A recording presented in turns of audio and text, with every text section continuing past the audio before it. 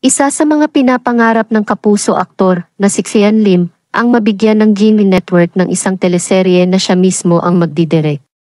Inamin ito mismo ni Xian Lim sa press conference ng teleseryeng Love, Die, Repeat, na pinagbibidahan nila ni Jeneline Mercado. Natatawa pang nanawagan si Xian Lim sa pamunuan ng GMA Network nang mapag-usapan nila ang patungkol sa filmmaking opportunity sakaling mapagbigyan ng network.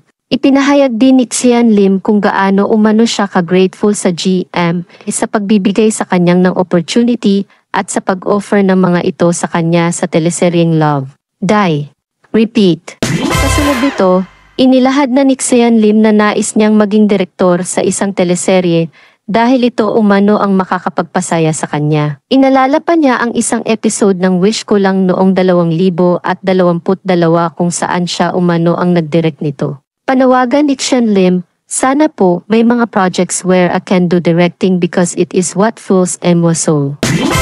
Talagang masayang-masaya ako when I direct, bukod pa rito. Isiniwalat pa ni Xian Lim na gusto niyang bumida sa mga dark genres dahil hindi pa umano niya ito nagagawa. Samantala, marami naman sa mga netizens ang napapataas ang kilay sa isiniwalat ni Xian Lim.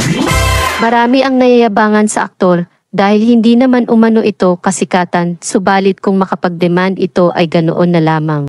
May mga tumatawag pa sa aktor bilang isang ambisyuso, gayong maari umanong mag-flop ang teleserye nito dahil sa pambabatikos na natatanggap mula nang maghiwalay sila ni Kim Chiu.